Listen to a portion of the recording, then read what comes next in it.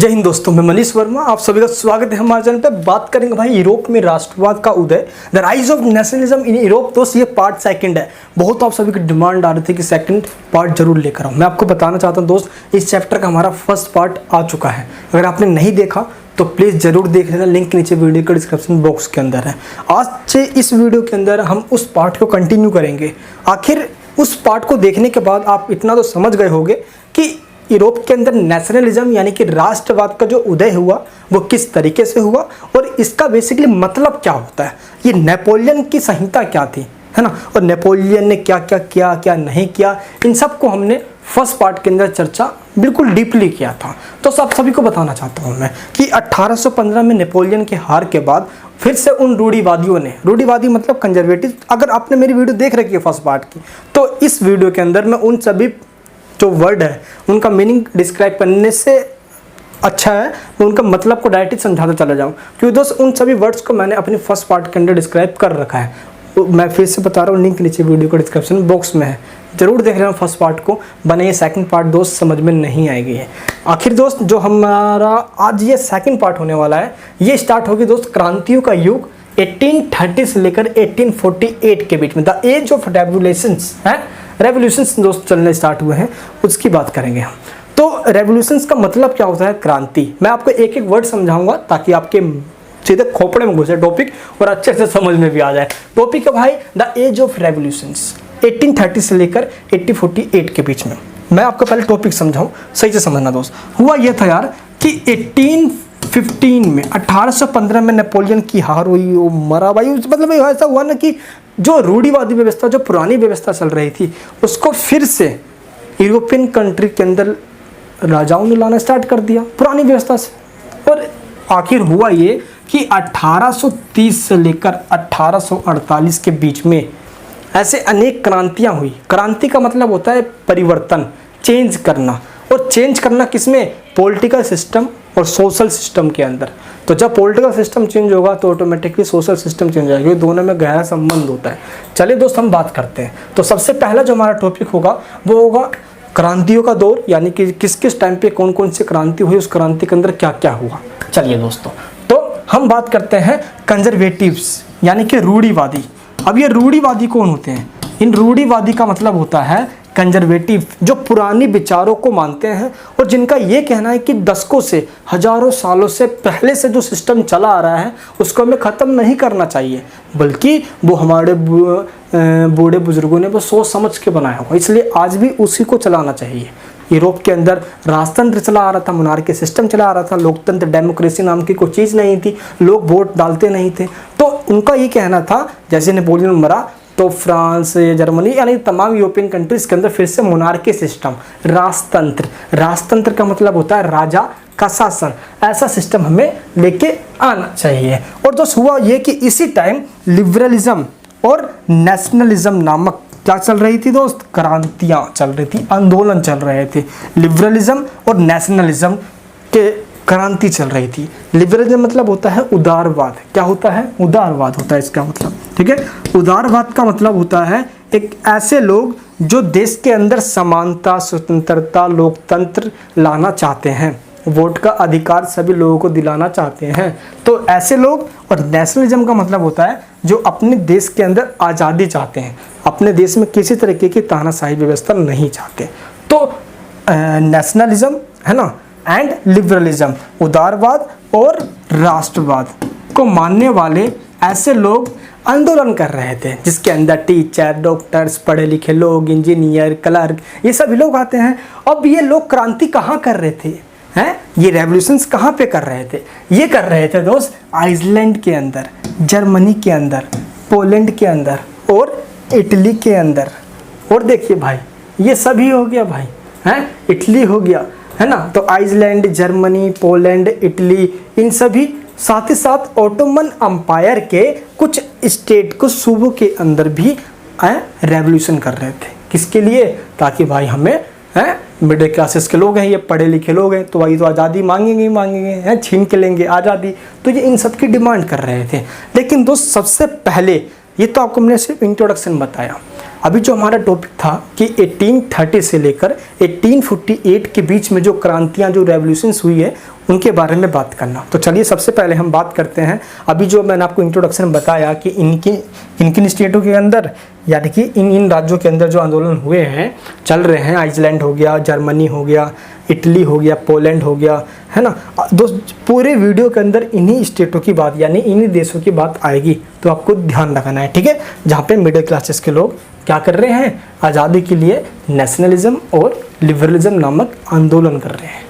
तो अब हम बात करते हैं, जो फर्स्ट क्रांति हमारी हुई है वो हुई है 1830 में, जुलाई का महीना था। तो 1830 से लेकर 1848 के बीच में जो रेवोल्यूशन होगी, अब हम उसकी बात करने वाले हैं। तो सबसे पहले हम बात करते हैं जुलाई के महीने में जो 1830 में जो फ्रांस के अंदर दोस्त ये रेवोल्यूशन हो रही है, ये बेसिकली किस मुद्दे पे हो रही है, चलिए इसकी बात करते हैं। तो हुआ ये था कि 1815 में, 1815 में जैसे ही नेपोलियन हारा, तो उन तमाम रूढ़िवादियों ने अपनी चलानी स्टार्ट कर दी और नेपोलियन ने इस बुर्बो राजवंश, इस बुर्बो राजा, इसको उखाड़ के फेंक दिया था।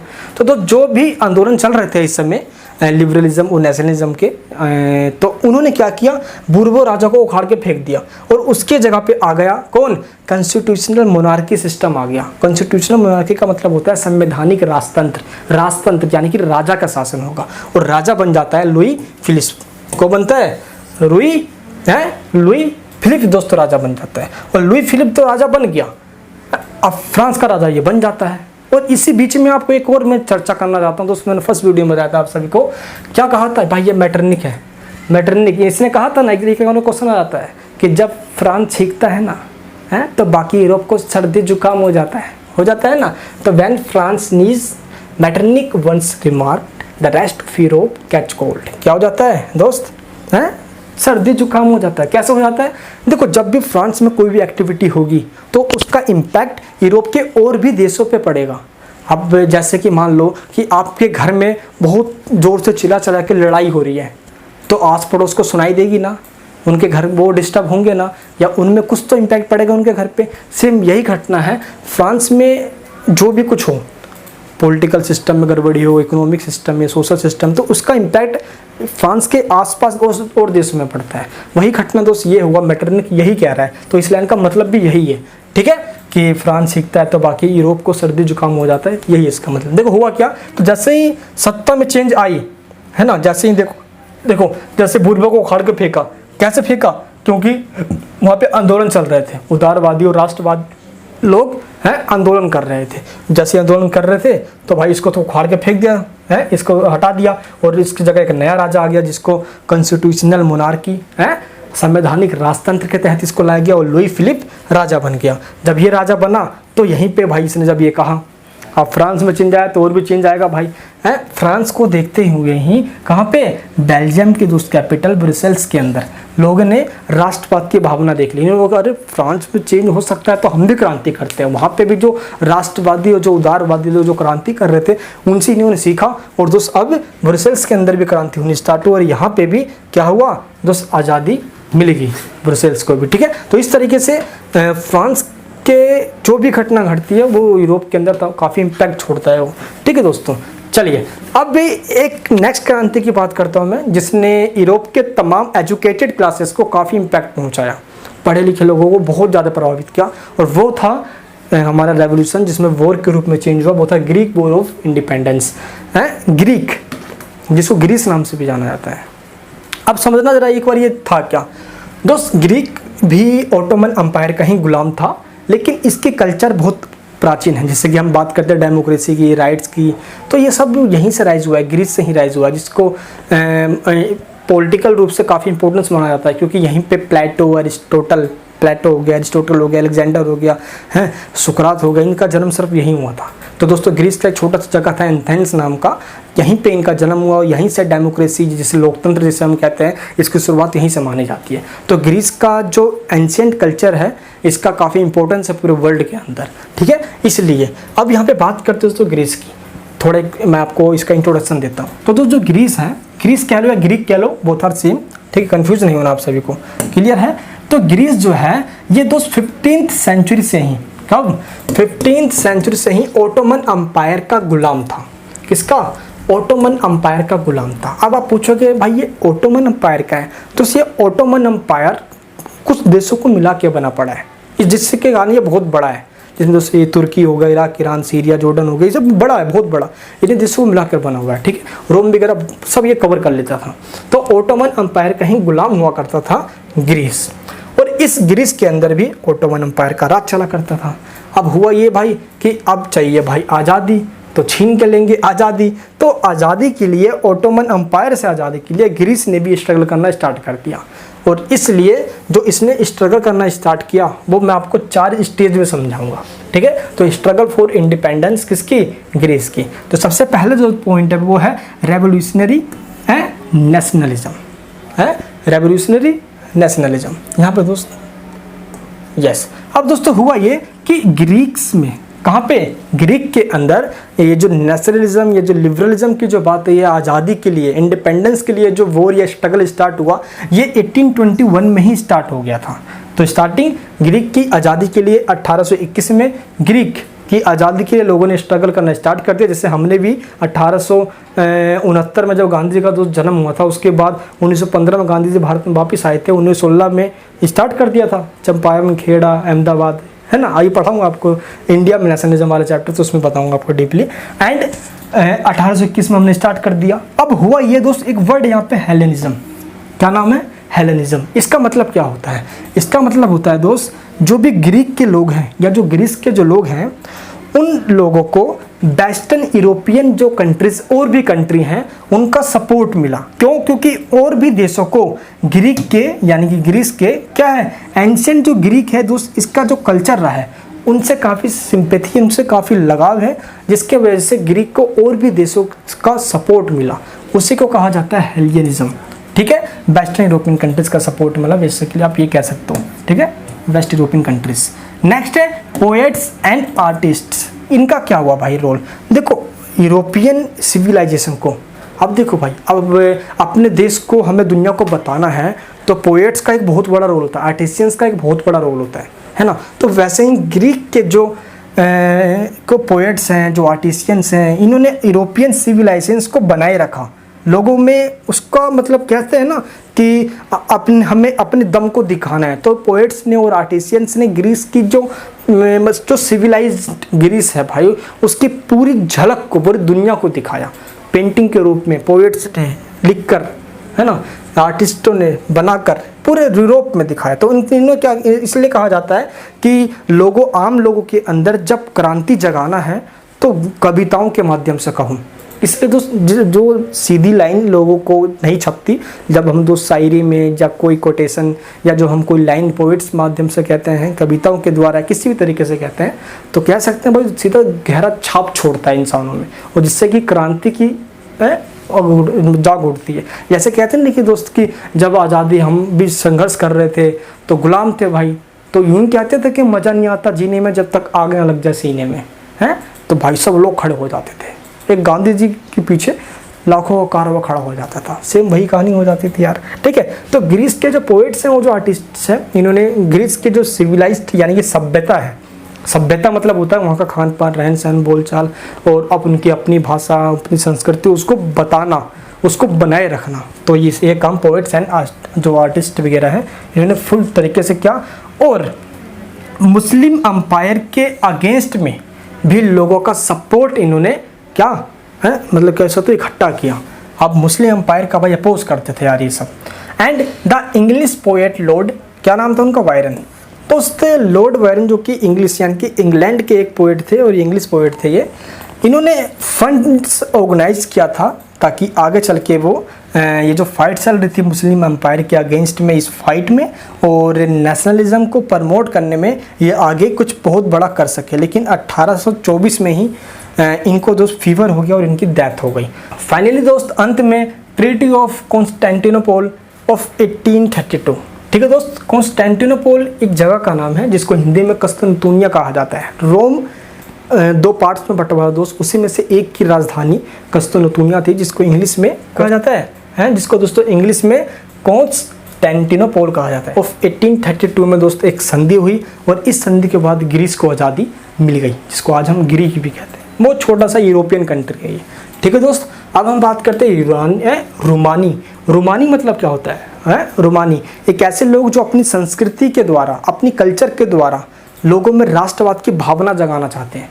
राष्ट्रवाद मतलब देश से प्रेम की भावना, देश से प्रेम करो, है कभी धोखा नहीं देगी देश, बल्कि कमा के देगी, पेट भरेगी, आगे लेके जाएगी। इसलिए भाई तो रोमानी कल्पना और राष्ट्रीय भावना, the romantic imagination and national feeling की बात हम करेंगे। देखो नेशनलिज्म यानी कि दोस्तों राष्ट्रवाद को जगाने में, अंदर से देश के प्रति प्रेम को जगाने में सिर्फ वॉर करना और दूसरे देश को जीत के अपने देश में जोड़ लेना, सिर्फ यही राष्ट्रवाद को नहीं जगाता, या यही सिर्फ नेशनलिज्म को दोस्त नहीं बढ़ावा देता, है ना। वॉर कर लेना या आपस में उसके देश को हड़प लेना, इससे थोड़ी नेशनलिज्म बढ़ता है। सिर्फ हाँ नेशनलिज्म का ये पार्ट जरूर है कि भाई नेशनलिज्म देश से प्रेम, अपने देश को शक्तिशाली बनाना और शक्तिशाली की आड़ में दूसरे पे अटैक करना, उसको अपने कब्जा कर लेना है। लेकिन दोस्त इसके अलावा भी जो पॉइंट्स है वो है कल्चर।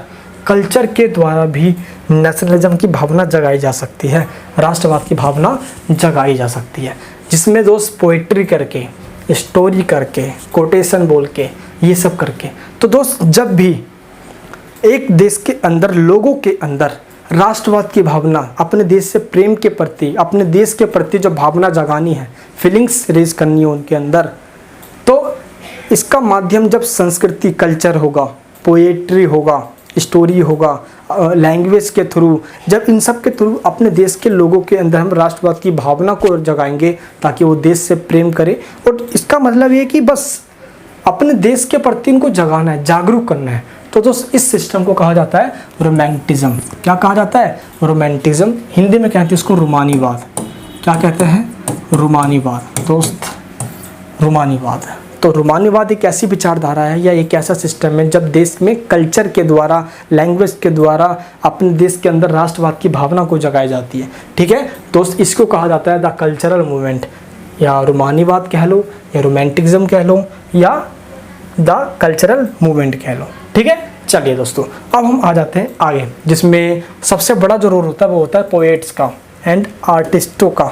ये अपने गीतों के माध्यम से ऐसा करते हैं। दोस्त हुआ ये कि जो रोमांटिक यानी जो रोमांटिक, वो रोमांटिक नहीं है चलो भाई रोमांस करने, ये वो रोमांटिक नहीं है, रोमांटिज्म है। रोमांटिज्म जब हम बोलते सोचते हैं रोमांटिक वाला है, रोमांस वाला है, नहीं वो सब नहीं है भाई। रोमानीवाद, रूमानी है, कल्चर के द्वारा जगाना है। अब दोस्तों हुआ ये कि जो भी रूमानीवाद में सपोर्ट करते हैं, जो कल्चरल मूवमेंट्स को चलाकर राष्ट्रवाद की भावना जगाना चाहते हैं, जैसे कि जो पोएट्स ऐसे हैं, जो आर्टिस्ट ऐसे हैं, वो सब ग्लोरी सल्कर ऑफ साइंस, यानी कि वो साइंस का अपोज करते हैं, वो साइंस का विरोध करते हैं, क्रिटिसाइज करते हैं उसकी आलोचना करते हैं। और रहस्यवादी किस पे? मिस्टिकल फीलिंग्स पे, रहस्यवादी भावनाओं पे, अंतर्दृष्टि पे, सामूहिक विरासत पे, जो हमारी विरासत चली आ रही है ना, अपने देश की जो कल्चर चली आ रही है उसका रिस्पेक्ट करते हैं। और कॉमन कल्चर पास्ट पे as the basis of our nation, अपने देश पे जो भी कल्चर चली आ रही है, जो हमारे देश का सिस्टम है, उसी को मानते हैं और उसी के द्वारा सभी लोगों में फैलाने, स्प्रेड करने की बात करते हैं, जिससे देश एक नेशन बिल्डिंग हो सके, है ना, एक अच्छा मतलब सही देश खड़ा हो सके, मजबूत बन सके। यहीं पे दोस्त, यहाँ पे एक बंदा है यार, योहान है गॉटफ्रीड। क्या नाम है इसका? योहान गॉटफ्रीड। क्या नाम है इसका? याद रखना भाई, योहान गॉटफ्रीड। इसने क्या कहा? इसने कहा भाई that true German culture was to be discovered among the common people. अगर आपको सच्ची में एक कल्चर, संस्कृति की पहचान करनी है तो ये आपको मिलेगी कॉमन पीपल के अंदर। कॉमन पीपल को यानी कि आम लोगों को हिंदी में तो भाई आम लोग ही कहते हैं, लेकिन जर्मन लैंग्वेज में क्या कहते हैं? दास बोक कहते हैं। क्या कहते हैं? दास बोक कहा जाता है। ठीक है, ये आपको ध्यान रखना है। ऐसा ही नेशन, जिसको हम राष्ट्र कहते हैं हिंदी में, लेकिन जर्मन में इसको क्या कहते हैं? बोक सिजिस्ट कहते हैं। क्या कहते हैं इसको? बोक्स जिस्ट कहते हैं। क्लियर है? बोक जिस्ट कहा जाता है। चलिए दोस्तों, एंड इसका मतलब क्या हुआ? सोचो जरा एक बार। बोक जिस्ट का मतलब है, इसका मतलब होता है यार एक ऐसा कल्चर। देखो यहाँ पे दो चीज़ आपको मैंने बताया है, जिससे क्या होगा? नेशनलिज्म का राइज करने की कोशिश की गई पूरी यूरोपियन कंट्री के अंदर, ताकि देश से प्रेम हो, तब लोग खड़े होंगे तो वो राष्ट्रवाद की भावना उसमें आएगी और वो देश के लिए लड़ेंगे हमेशा।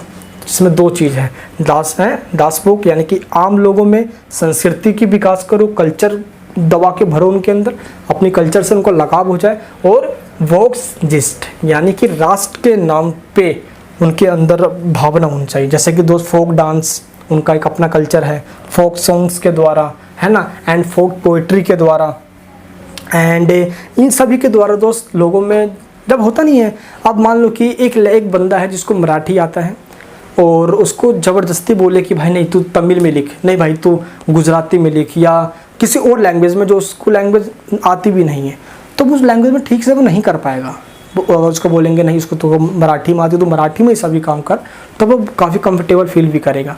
वैसे ही दोस्त एक देश के लोगों को जब उनकी अपनी ही कल्चर को प्रमोट किया जाए, उनको अपने ही कल्चर की पहचान तक बता के उनको बस अपने देश के लिए खड़ा किया जाए, अक्सर ऐसा होता है कि वो अपने कल्चर और अपने पहचान के लिए मर मिट भी जाते हैं। तो इसी को दोस्त राष्ट्रवाद की भावना कहते हैं, ताकि एक देश के लिए वो लड़े हमेशा। ठीक है, चलिए, लेकिन दोस्त ये सारी जो बात है ये सब पोलैंड में करना था। कहाँ पे? पोलैंड में करना था। कब? 18th सेंचुरी की दोस्तों बात है ये। क्यों? रसिया हो गया, जर्मनी, पर्सिया है, पर्सा जर्मनी बहुत सेम समझ लेना आप। ठीक है, तो रसिया, ऑस्ट्रिया, ठीक है, और पर्सा आप कह लो। तो इन तीनों ने क्या किया? पोलैंड को डिवाइड कर दिया था। तो जब डिवाइड कर दिया तो लोगों को एक करना है, तो जब लोगों को एक करना है तो भाई ये बात पोलैंड में फिट बैठती है। तो पोलैंड ने क्या किया? अपने देश के लोगों में फुल कल्चर इस तरीके से बैठाया, या कि अपनी कल्चर से प्यार करवाना स्टार्ट कर दिया ताकि वो खड़े हो जाए। यहाँ पे तो आते हैं कैरोल कोरपिंस्की। इन्होंने क्या किया भाई? इन्होंने ओपेरास एंड म्यूजिक लोगों में फैलाना स्टार्ट कर दिया। ये ओपेरास का मतलब क्या होता है जी? सुना है? ओपेरास का मतलब नहीं सुना? नहीं ऐसा होता नहीं, मेरे को इतना गाना तो आता नहीं यार, है ना। अब इसको सुर में आप चेंज कर लेना, ऐसे जब गाते नहीं उसको ओपेरास कहा जाता है। और म्यूजिक तो आपको पता ही है, जुबिन नौटियाल हो, अरिजीत सिंह के गाने फुल ब्रेकअप की फीलिंग करवा देते हैं यार। इसमें सिंगल भी रहते लगता है उसको ब्रेकअप हो गया है। अरिजीत सिंह के गाने ऐसा होता नहीं यार, क्या भाई। एंड दोस्तों फोक डांसेस हो गया, फोक डांसेस जिसको एंड पोलोनीज के नाम से जाना जाता है। पोलोनीज, पोलैंड में लोगों को पोलोनीज करवाया जाता था। पोलोनीज का मतलब होता है फोक डांस। फोक डांस जब तीन लोग आपस में मिलकर सर्कल बना के घूम घूम के यूं करके डांस करते थे, है ना, उसको पोलोनीज कहा जाता था। वैसे ही और भी है, वो है दोस्तों माजूरका, है माजूरका। ये क्या है? फोक डांसेस ये भी होता था। इसके अंदर क्या होता था कि एक आदमी है एक गर्ल को यूँ बैठा के डांस करता था फुल ऐसे करके, है ना। इसको बोलते हैं दोस्तों माजूरका। ये देख लीजिए ऐसे यूरोपियन कंट्री में। तो पोलैंड ने सोचा कि नहीं, अपने कल्चर को प्रमोट करो, लोगों के अंदर इस तरीके के एक्टिविटीज़ करवाओ ताकि वो मतलब जग जाए। लैंग्वेज भी राष्ट्रवाद को, नेशनलिज्म को प्रमोट करने में काफ़ी महत्वपूर्ण भूमिका निभाता है। क्यों? देखो, जब भी लैंग्वेज की बात आती है तो समझ लो कि एक देश के लोग कोई अपनी जब लैंग्वेज हो तो अंदर से जुनून सा जाता है। हुआ ये कि दोस्त जब रसिया ने यूरोपियन कंट्रीज़ पे गुलाम बनाना स्टार्ट कर दिया है, तो इसने क्या किया? रशियन लैंग्वेज को थोप दिया और पोलिश लैंग्वेज को ख़त्म कर दिया। जबकि दोस्त जहाँ जहाँ पे यूरोपियन कंट्री में पोलिश लैंग्वेज की बोली जाती थी, तो जो अपनी लैंग्वेज से हमें ज़्यादा लगाव होता है, यही होता है। सेम यही चीज़ भाई यूरोपियन कंट्रीज में भी था। लेकिन भाई रसिया ने तो फुल धमाकेदार तरीके से अपनी रशियन लैंग्वेज थोप दी थी सब पे।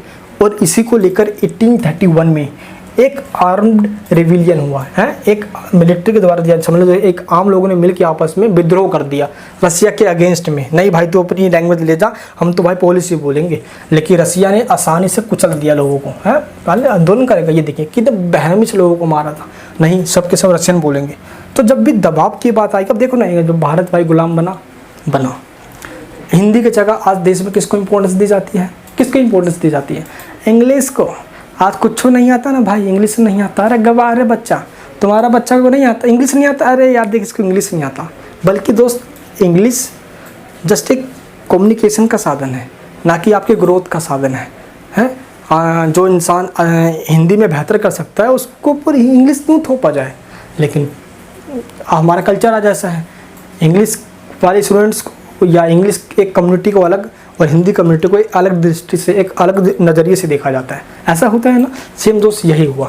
और आगे चल के भाई ये रसिया ने इस आंदोलन को जब कुचल दिया, तो जिन जिन ने इस आंदोलन में पार्टिसिपेट किया था, जैसे कि पादरी हो गए, कुछ चर्च के मेंबर हो गए, बिशप वगैरह हो गए, इन सबको जेल में डाल दिया। पूरी गंदी तरह बहुत मारा था इन सबको यार, और पूरी हालत ख़राब कर दी थी रसिया ने। तो इन सब के बाद यार रसिया ने आगे चल के ये हुआ कि पोलिश लैंग्वेज को ख़त्म, बोला बस सब जगह रसियन लैंग्वेज होगा, और रसियन लैंग्वेज को थोपना इसने स्टार्ट कर दिया। आगे चल के एक और घटना की दोस्त बात करते हैं, वो है भूख, कठिनाइयाँ और जन विद्रोह, हंगर, हार्डशिप एंड क्या पॉपुलर रिवोल्ट। कैसे कैसे हुआ, अब हम इसकी बात करेंगे। दोस्त 1830 की डिकेड्स की बात है, 1830 की बात मैं करूँगा अभी ये, ठीक है। डिकेड का मतलब होता है दशक, दशक मतलब होता है 10 साल, तो 30 से लेकर 40 तक इनके बीच की बात है ये। हुआ ये कि दोस्त यूरोपियन कंट्री के अंदर पॉपुलेशन बहुत तेज़ी से बढ़ रही थी, हैं, लगता है घर में सब खाली बैठे हुए थे। 1830 के टाइम में पॉपुलेशन बढ़ते जा रही थी भाई। अब पॉपुलेशन बढ़ने के लिए गेम खेलना पड़ता है ना, अरे सब तेज है भाई।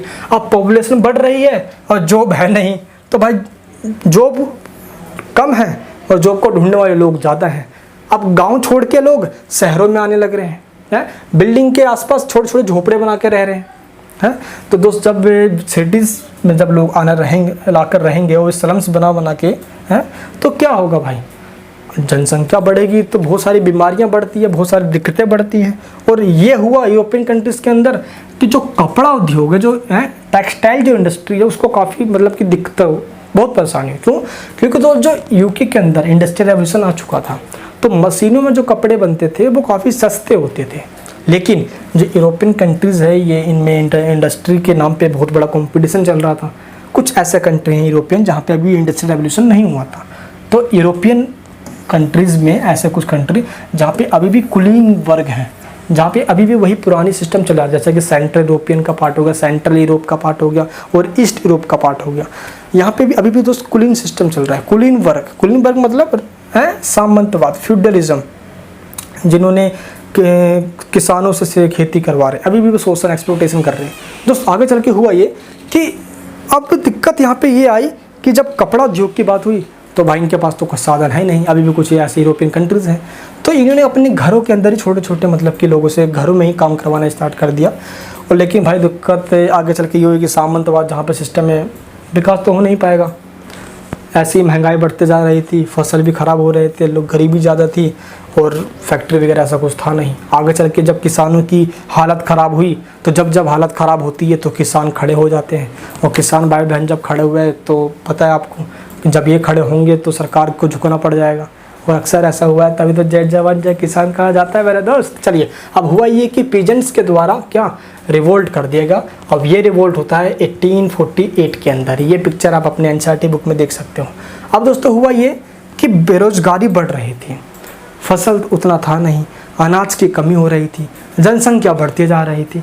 तो जब ये सारी घटना होगी तो अनएम्प्लॉयमेंट एक बहुत मतलब कि सर दर्द वाला चीज़ है, जो रात की नींद को भी छीन लेता है। और दिक्कत यही हुआ, लोग सड़कों पे आ गए, आंदोलन करने लग गए, हम तो सरकार को मार काटेंगे, हमें नौकरी दो, हैं, रोजगार दो, रोजगार दो, सब ने कहना स्टार्ट कर दिया। एम्प्लॉयमेंट के नाम पे सब खड़े हो गई हैं। फ्रांस का शासक कौन था? लुईस फिलिप था। अब लुईस फिलिप का नानी याद आ गया, साला छोड़ के ही भाग गया, बोला हमको नहीं रहना राजा भाई, ये छोड़ के भाग गया। लुईस फिलिप है, शकल से ही साला चोर लगता है, लुईस फिलिप छोड़ के भाग गया। अब जब ये भागा तो भाई नेशनल असेंबली बुलाई गई, असेंबली बनाई गई, यानी कि मीटिंग बुलाई गई। भाई जब मीटिंग बुलाई गई तो पक्का कुछ ना कुछ तो बड़ा होगा। वो भाई बड़ा होना भी था, हुआ क्यों नहीं बड़ा भाई। नेशनल असेंबली के अंदर अब राजतंत्र हटा के रिपब्लिक बना दिया गया। फ्रांस को क्या कर दिया गया? रिपब्लिक बना देगा।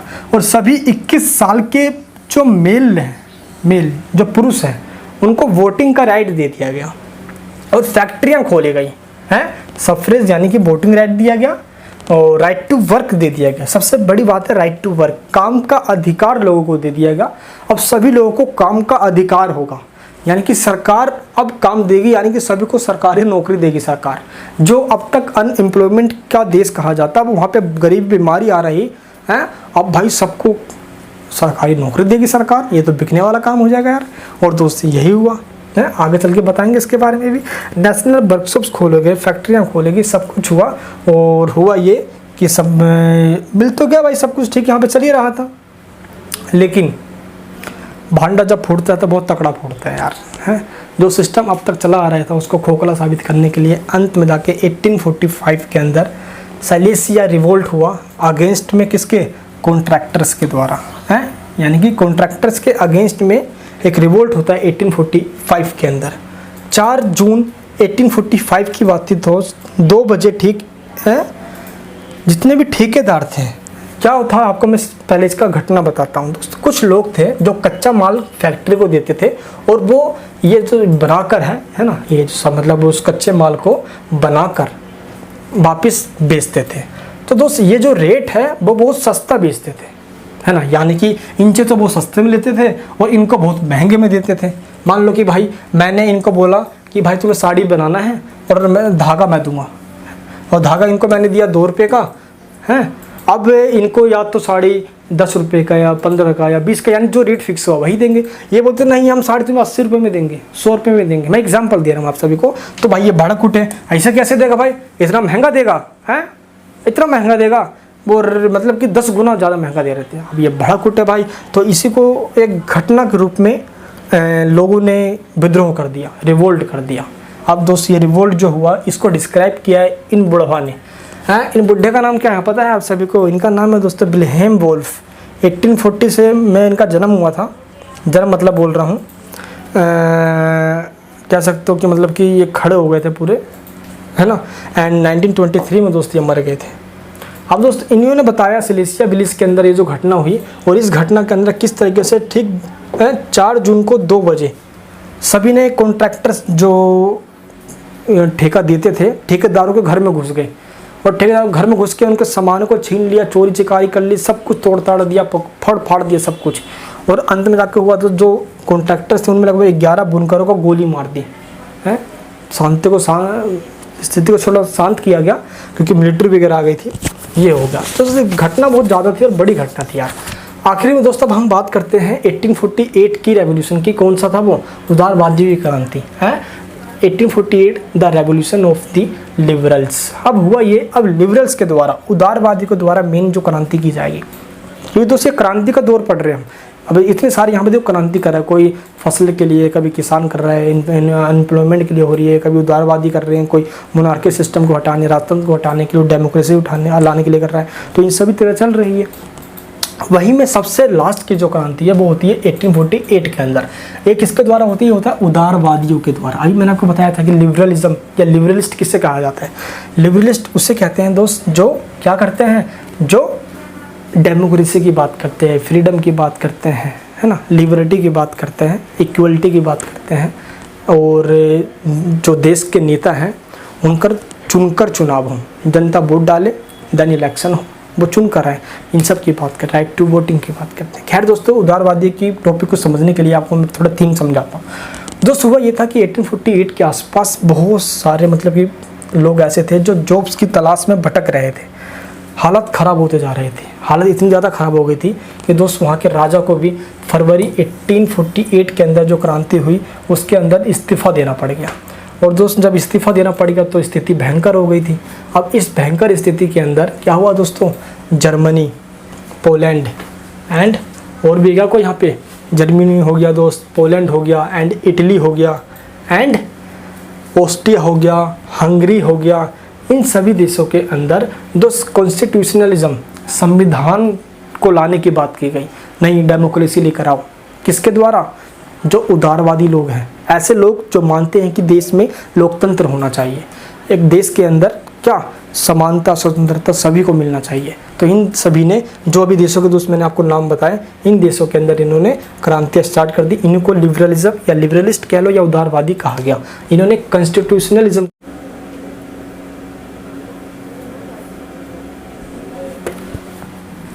तो दोस्त डेमोक्रेसी की बात कर रही है। डेमोक्रेसी का मतलब क्या होता है? लोकतंत्र, प्रजातंत्र, यानी कि government of the people, by the people, for the people. लोगों के शासन को लाने के लिए लोगों ने क्या कर दिया? कर दिया रिवोल्ट। फ्रीडम की डिमांड करी गई, लोगों के पास स्वतंत्रता होनी चाहिए। इसी चीज़ को दोस्त देखते हुए जर्मनी में एक शहर है जिसका नाम है फ्रैंकफर्ट। यहाँ पे लोग इकट्ठे हो गए। अब जो दोस्त लोग इकट्ठे हुए तो भाई बस अब हमें करना था, बस किसी भी तरीके से हमें अपनी डिमांड को मनवाना है, कॉन्स्टिट्यूशनलिज्म, डेमोक्रेसी लेकर आना है। तो जर्मनी में दोस्तों फ्रैंकफर्ट में दोस्त जो असेंबली है, उस असेंबली में मीटिंग बुलाई गई। और ये मीटिंग का दोस्तों टाइम था 18 मई, कब? 1848, 18 मई 1848 को। दोस्त इसके अंदर इलेक्शन करवाए गए जर्मनी में, पहली बार ऐसा हुआ फ्रैंकफर्ट के अंदर। और ये इलेक्शन करवाए गए और इस इलेक्शन के अंदर 831 नेताओं को, लीडर्स को इलेक्टेड किया गया, यानी कि चुना गया, वोट डाल के चुना गया। दोस्त ये जो असेंबली दिख रहा है आपको, उस समय एक चर्च था बहुत फेमस, सेंट पॉल चर्च, उस चर्च के अंदर ये मीटिंग की गई थी। ठीक है दोस्तों, तो इसको सेंट पॉल चर्च भी कहा जाता है। तो इस मीटिंग के अंदर हुए और 131 है कितने 831, तो 831 नेताओं को चुना भी गया इसके अंदर, और एक लीडर बनाना था किसी को भाई जो देश का राजा बन पाए। तो उसके लिए क्या हुआ, फ्रेडरिक विल्हेल्म फोर्थ को, तो फ्रेडरिक विल्हेल्म जो फोर्थ है इनको राजा बनाने के लिए इनवाइट किया गया भाई, बोला कि भाई तुम राजा बन जाओ, सभी संसद ने बोला।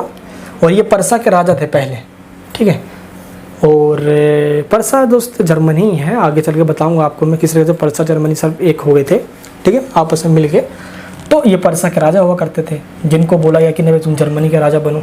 इन्होंने क्या बोला कि इन्होंने इस प्रस्ताव को, इस प्रपोजल को रिजेक्ट कर दिया कि नहीं भाई हम तो राजा नहीं बनेंगे। और ये मिल गए एरिस्टोक्रेसी के साथ, तो मिलिट्री के साथ, जो सामंत, जो फ्यूडल्स हैं, जो क्लीन वर्ग हैं, जो पैसे वाले लोग हैं, उनके साथ मिल गए। जो डिक्टेटर करना चाहते हैं, जो तानाशाही चलाना चाहते हैं, वो ये उनके साथ मिल गए, वो ये राजा नहीं बने। जब दोस्त इनके साथ मिल गया तो भाई अब सामंतवादी लोग जो ये सब मजबूत होने चले गए हैं। अभी इन्होंने बस अपनी तानाशाही स्टार्ट कर दी, आम लोगों को सताना स्टार्ट कर दिया। जब भाई दंगे फसाद होने स्टार्ट हुए तो जो असेंबली में 831 लोग दोस्तों चुनकर आए थे, या जिनको इलेक्शन किया गया था, संसद को भंग कर दिया गया, ख़त्म कर दिया, हटाओ जो चुन के आए थे सबके सब खत्म। इस तरीके से जर्मनी की हालत ये हुई। अभी हम पढ़ेंगे क्रांति दोस्त हो भी रही है, वो फेल भी हो रही है ना। चलिए दोस्त, अब एक चीज़ हम बात और करते हैं, द लिबरल मूवमेंट। इस लिबरल मूवमेंट के द्वारा महिलाओं के अधिकारों की बात की गई, जो अब तक नहीं की गई थी। महिलाओं को दोस्त वोट का राइट नहीं था, जबकि ऐसा नहीं कि दोस्त महिलाओं ने पार्टिसिपेट नहीं किया। जब भी कोई नेशनल मूवमेंट होता, किसी तरीके से कोई आंदोलन चल रहा होता, महिलाएं बढ़ चढ़ कर भागीदारी होती, उसमें मूवमेंट्स के द्वारा बहुत पार्टिसिपेट किया जाता। लेकिन दोस्त जब यह जर्मनी के फ्रैंकफर्ट में जो असेंबली में जो मीटिंग करी गई थी, जिसमें 831 नेताओं को चुना गया था, उसमें दोस्त ये मीटिंग करी गई थी। लेकिन दोस्त ठीक बाईं ओर है ना, लेफ्ट साइड में ये जो दोस्त दिख रहा है, यहाँ पे लोग बैठे हुए, इनमें सारे के सारे वुमेन्स हैं। और ये बैठे बोल रहा हूँ, ये भी सब के सब खड़े हैं, सबको आराम से बैठाया गया है, सबकी सीट रिजर्व है। लेकिन वुमेन्स को रिजर्व सीट नहीं है, उनको एक गेस्ट के रूप में बस ऐसे ही बुला लिया गया है, लो भाई खड़े होकर देख लो ऐसे ही। महिलाओं को कुछ समझा ही नहीं चाहता था, वोट का राइट्स ही नहीं था, क्या कर सकते हैं यार। लेकिन आज तो आपको पता है यार कि आज तो एडवांस हो चुके हैं, लेकिन महिला को काफ़ी सफ़र करना पड़ा है, बहुत स्ट्रगल करना पड़ा है दोस्तों पॉलिटिकल राइट्स के लिए। अब हम बात करते हैं कंजर्वेटिव फोर्सेस लिबरल मूवमेंट्स इन 1848 के अंदर। दोस्त 1848 के अंदर कुछ फोर्सेस हैं, फिर से क्रांति हुई, और जो रूढ़िवादी व्यवस्था जो पहले चलती थी, और फिर इसके लिए काफ़ी क्रांतियाँ भी हुई थी, तो फिर से वो लोग आ गए जो ये कह रहे थे कि नहीं हम फिर से जो पुरानी हज़ारों सालों सिस्टम जो चली आ रही है पहले की, हम उसको फिर से लेकर आना चाहते हैं। और इसके लिए उन्होंने क्रांतियाँ कर दी, और उसके बाद ये क्रांतियाँ हुई दोस्तों, ये जीत भी गए। लेकिन ये इस चीज़ में नहीं जीते कि वो हज़ारों साल पुराने सिस्टम को फिर से थोप पाए, ऐसा तो नहीं हुआ। लेकिन दोस्त ये ज़रूर हुआ कि इस क्रांति के बाद भाई रसिया, जहाँ पे भूदास्तव भूमि को दास बनाकर भूमि को कब्जे में लेकर खेती करवाया जाता था, उसमें हब्सबर्ग के अंदर बंधुआ मजदूरी, लोगों को जानबूझकर ज़बरदस्ती बंधुआ बनाकर उनसे मजदूरी करवाई जाती थी। तो इनसे लोगों को आज़ादी मिल गई। एंड दोस्तों जो हंगरियंस यानी कि जो हंगरी के लोग थे, इसको हब्सबर्ग ने ऑटोनॉमी दे दी, यानी कि हब्सबर्ग जो है दोस्त इसका गुलाम हुआ करता था हंगरी, तो हब्सबर्ग ने हंगरी को आज़ादी देना स्टार्ट कर दी, और 1867 में ये प्रक्रिया और सिस्टम चलना स्टार्ट हो गया। खैर दोस्तों ये चीज़ आपको ध्यान रखना है, इससे जरूर था कि हाँ जैसे दोस्तों जब ये हुआ, जब कंजर्वेटिव सिस्टम आया तो ऑटोक्रेटिक का सिस्टम आ चुका था, यानी कि तानाशाही फिर से स्टार्ट हो गई, कुलीनबर्ग आ गया। एंड मोनार्की सिस्टम कहाँ पे दोस्त, मोनार्की सिस्टम राजतंत्र आना स्टार्ट हुआ central and eastern European countries के अंदर, जो कि वही खतरनाक था सिस्टम, है ना। लेकिन दोस्त अंत में जाके इस सिस्टम को भी ख़त्म करने की बात हुई, क्रांतियाँ जोर तेज़ी से चली। और दोस्त इसी क्रांति के बाद जो वेस्टर्न यूरोपियन, देखो यूरोप भाई दो पार्ट है, एक जो दो पार्ट्स में डिवाइडेड है, यानी कि ये जो पार्ट जो है, जो ईस्ट का पार्ट, यहाँ पे दोस्त ईस्टर्न यूरोपियन कंट्री है, जहाँ पे कहीं ना कहीं तानाशाही ज़्यादा रही है। तो अब ये जो इधर का जो पार्ट है भाई, यहाँ पे डेमोक्रेटिक पार्ट थोड़ा ज़्यादा है ना, यहाँ पे डेमोक्रेसी आ चुका है। अब हुआ है कि दोस्त अब एक एक करके इधर के पार्ट भी हैं क्या हो रहे हैं, अब ईस्टर्न यूरोपियन कंट्रीज़ भी वेस्टर्न यूरोपियन कंट्रीज़ की राह पे चल रहे हैं और वे भी डेमोक्रेसी बनते जा रहे हैं। तो दोस्तों इस तरीके से इस क्रांतियों के दौर के अंदर काफ़ी क्रांतियाँ हुई, रेवोल्यूशंस हुए हैं अपनी डिमांड्स को लेकर। भाई कोई लिबरलिस्ट डेमोक्रेसी की डिमांड कर रहे हैं, तो महिलाएं वोट्स की राइट्स के लिए डिमांड कर रहे हैं, तो भाई अनएम्प्लॉयमेंट की डिमांड हो रही है, किसान वगैरह भाई अपने ही फसल ख़राब हो रही है तो उसके लिए डिमांड कर रहे हैं भाई, अब उनका भी तो पेट है भाई। तो तमाम तो ये क्रांतियाँ चल रही है और आज़ादी के लिए लड़ाई यूँ चलती रही है, ये संघर्ष अभी यूँ ही जारी रहेगा, ख़त्म नहीं हुआ है। दोस्त ये हमारी वीडियो का सेकंड पार्ट है जो कि इस पार्ट में हम ख़त्म करते हैं। नेक्स्ट पार्ट यानी जो थर्ड पार्ट आएगी उसके अंदर हम बात करेंगे the making of Germany and Italy. ये दोस्त हमारा नेक्स्ट वीडियो का पार्ट होने वाला है। चैनल के ऊपर आप नए हो तो प्लीज़ हाथ जोड़ के रिक्वेस्ट करता हूँ सब्सक्राइब करके बेल आइकन ऑन कर लेना, ताकि ऐसी ही वीडियोस मैं आपको रोज़ाना प्रोवाइड करूँ। भाई एक वीडियो को बनाने में बहुत ज़्यादा मेहनत लगती है क्योंकि मेरी वीडियोस के अंदर है लिखावट कम और पिक्चर्स और इमेज और एनिमेशन ज़्यादा होते हैं। आपकी सपोर्ट और प्यार के लिए बहुत बहुत धन्यवाद। फर्स्ट पार्ट को दोस्त आप देख रहे हो, प्यार दे रहे हो, वैसे आप सेकंड पार्ट्स को देना। एक रिक्वेस्ट करूँगा दोस्त, इन वीडियोस को अगर आप शेयर नहीं करोगे तो और लोगों को पता नहीं चलेगा। तो ये भी एक रिक्वेस्ट रहेगी आप सभी से। देखो वीडियो बनाने में बहुत मेहनत लगता है, पूरे शर्ट में पसीना सा निकल गया, क्या करें, मेहनत तो करना पड़ता है यार। अब दोस्त इसी वीडियोस को मैं यहीं पे कंटिन्यू करूँगा, आपको इसी टॉपिक से कंटिन्यू करूँगा नेक्स्ट क्लास यानी कल वीडियो के अंदर। मैं मिलूँगा दोस्त नेक्स्ट वीडियो के अंदर। फर्स्ट पार्ट को देखने के बाद इस पार्ट को देख लेना, हर एक टॉपिक को अच्छे से समझना। और बाई चांस कोई डाउट आपका रह जाता है तो नीचे मुझे आप कमेंट बॉक्स में जरूर पूछ सकते हो, टेंशन मत लेना आप, मैं उसको जल्दी रिप्लाई करूँगा। शेयर करना, सब्सक्राइब करना और चैप्टर के जो नोट्स हैं इसके लिंक नीचे वीडियो को डिस्क्रिप्शन बॉक्स के अंदर है। आप नोट्स भी रीड आउट करना जो कि आपके लिए इंपॉर्टेंट क्वेश्चंस और आंसर हैं जो आपके एग्जाम के अंदर काफ़ी आपको मार्क्स दिलवा सकते हैं। दोस्त मैं मिलूँगा नेक्स्ट वीडियो के अंदर। अपना प्यार बनाए रखना, इस वीडियो को सब जगह शेयर करना। जय हिंद, जय भारत।